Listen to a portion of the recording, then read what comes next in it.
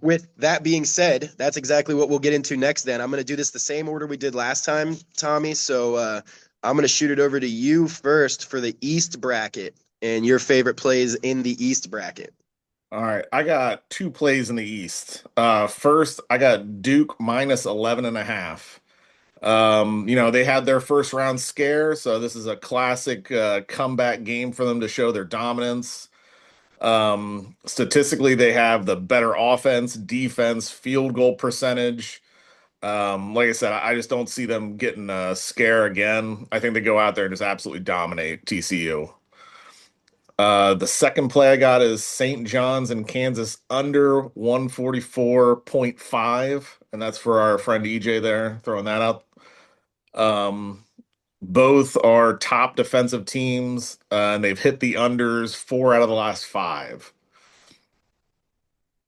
Yep. So, So I for my first pick in the East bracket, I'm with you on that one. We are going to meet at the betting cashier there because I am also on St. John's, Kansas under 144 and a half.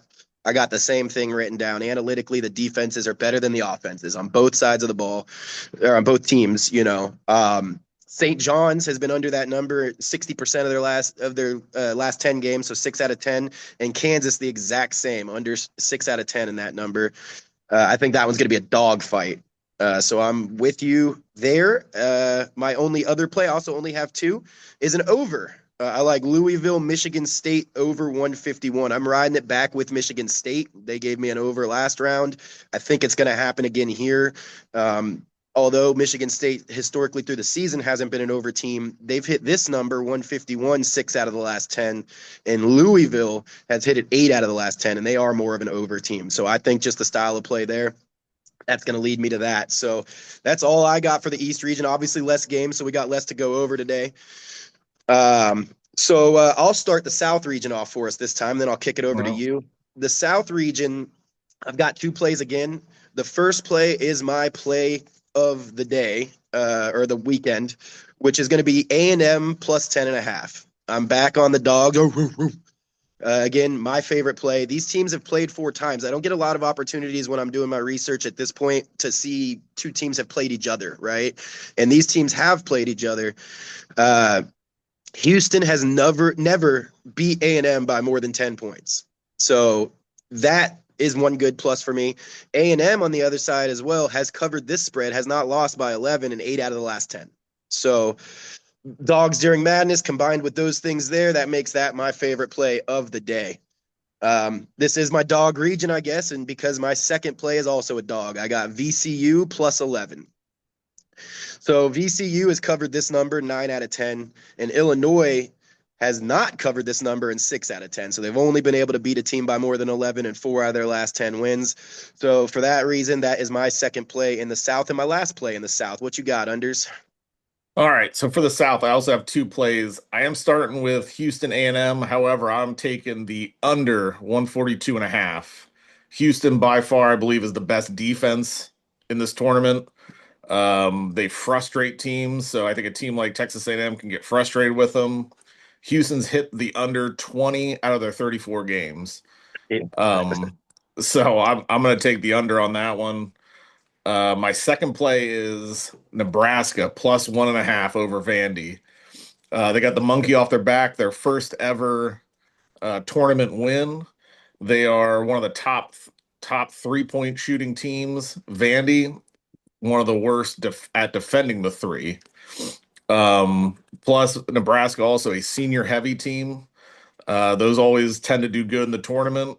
They've been tested and they came out swinging in that first round, monkeys off their back. So I'm going to take them plus 1.5. Got it. All right. Yeah. Senior heavy is rare these days, too. So that's a big plus for them. All right. And then I'm going to let you kick us off in the West. All right, for the West, I got two again in the West here. So I got High Point in Arkansas on the over 168 and a half. We saw High Point, speed it up and put up a lot of points on Wisconsin. Obviously, that was one of those great matches. Also, believe that was their first ever tournament, or at least round of 64 tournament win ever. So I think, they're obviously feeling it. Arkansas, we know one of the best. They have one of the best players in the NCAA right now in A Cup.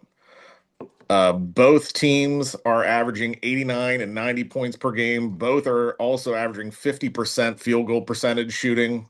I think it's a fast-paced game, so I'm taking the over on that.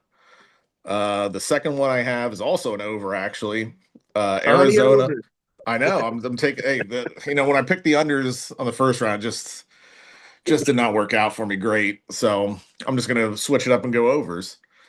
Uh, Arizona, Utah State, I'm taking the over. Both these teams average over 85 a game. They both also play fast-paced transition offense style, which again can lead to a lot of points. So I'm going to take over 156 and a half. That's all I got in the West.